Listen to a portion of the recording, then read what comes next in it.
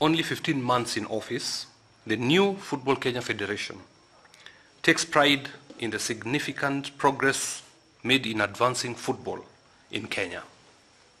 From the successful hosting and delivery of the CHAN 2025 tournament to Kenya's successful hosting of the FIFA Series Women's and continued growth across leagues, national teams, and grassroots development, the Federation remains firmly committed to building a strong, credible, and globally competitive football ecosystem.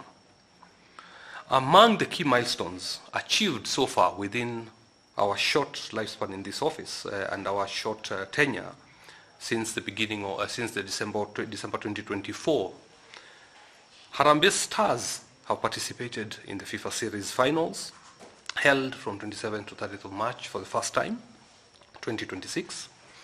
Harambee Starlets have qualified for WAFCON 2026 in Morocco. Kenya's recognition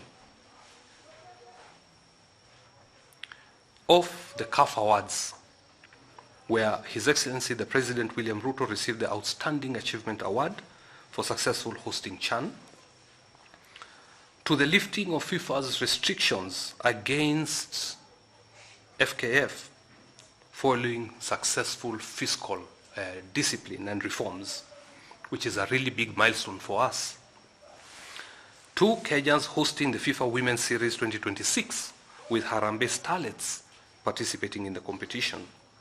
The CAF President's expression of confidence in Kenya, Uganda, and Tanzania for Pamoja readiness to host AFCON 2027. The approval for the construction of 2 FIFA arena pitches with a long-term plan to expand to 30 facilities nationwide is also a major milestone for Football Kenya Federation and for the football fraternity at large. Ongoing preparations for Kenya's co-hosting of AFCON 2027, FIFA approval of the establishment of Football Technical Center in Machakos, active scouting programs targeting eligible Kenyans players in the diaspora to strengthen our national teams has definitely gone unnoticed. As we continue this journey of growing and professionalizing the sport, we have taken note of allegations circulating in the public domain regarding insurance arrangements during the CHAN 2025 tournament. We hereby wish to clarify the following. The procurement of insurance for CHAN 2025 was conducted within the framework of the CAF host agreement, which defines the structures and processes governing tournament operations, including the sourcing of key service providers. Accordingly, we state categorically that the required insurance cover for CHAN 2025 was procured by CAF, not myself, and was duly secured and maintained throughout the tournament. Contrary to the malicious reports, FKF did not transfer or pay any money to any insurance company for CHAN competitions. And I can challenge anybody to provide any evidence that FKF actually paid money to an insurance company. We never did. Those reports are fictitious and outrightly malicious. The insurance cover met all CAF requirements to protect players, officials, staff, and stakeholders in line with CAF's clear and stringent standards, where insurance is a critical component. All contracted services were delivered in accordance with the tournament requirements and signed. All contracted services were delivered in accordance with the tournament requirements and the signed host agreement. Once again, there was no loss of funds in relation to the insurance cover. There is nowhere FKF paid for insurance cover for CHAN.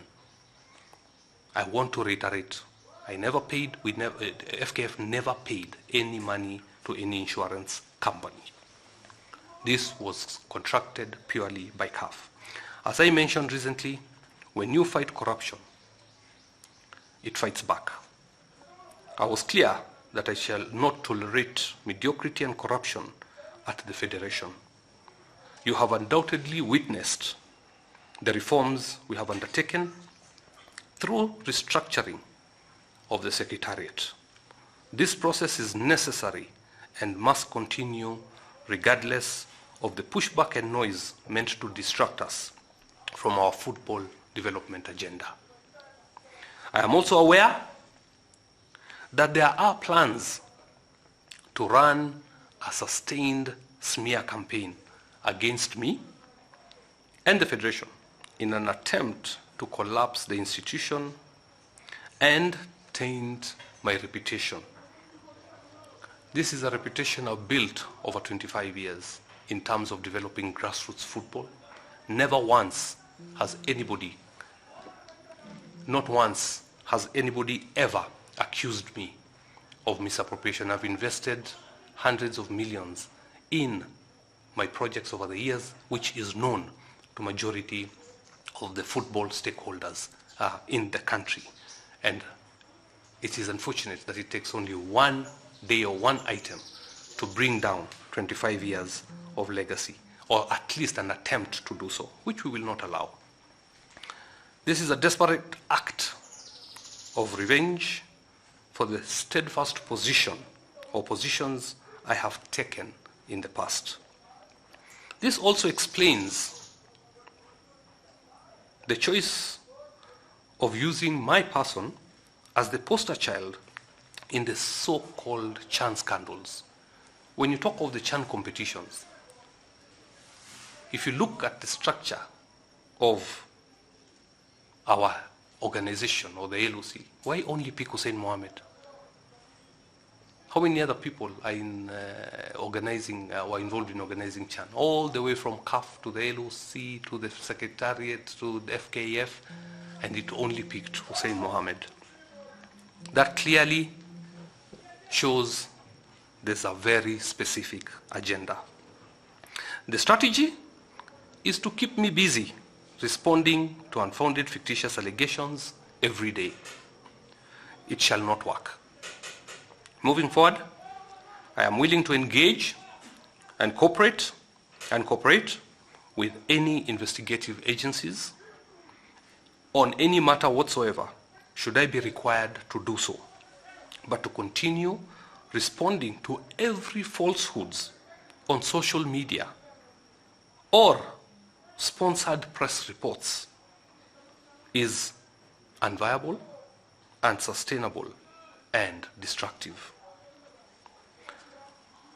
In FKF, all formal correspondence and administrative processes within FKF are conducted through the Office of the General Secretary, Chief Executive Officer, who's also the CEO, and also serves as the accounting officer.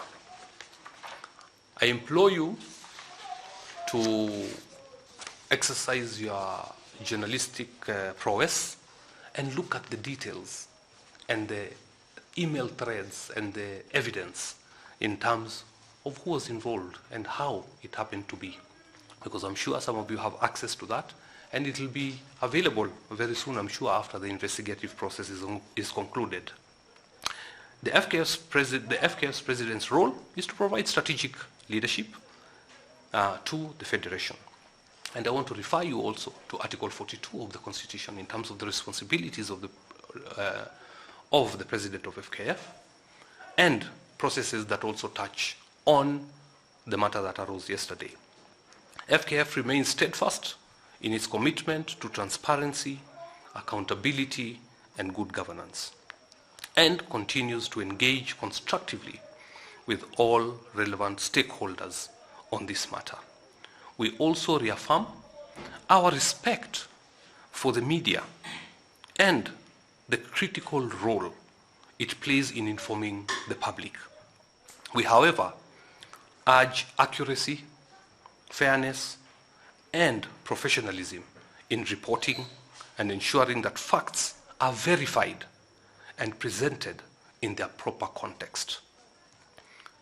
Mischaracterization of processes or individuals risks misleading the public and undermining confidence in the institutions responsible for delivering football in Kenya. The Federation remains focused on its core mandate, developing the game and delivering successful international competitions in partnership with all stakeholders. This has been my commitment to Kenyans ever since I took over this office. To answer the pertinent questions that I know have been asked over time, did I participate in the procurement of insurance for Chan? The simple answer is no. And I challenge anybody out there to prove otherwise. There's no such thing, and I want to be very clear on that. Yesterday in the evening, it came to my attention, again through social media and mainstream media publication, that there was a meeting that concluded or decided to suspend some of the officials at FKF.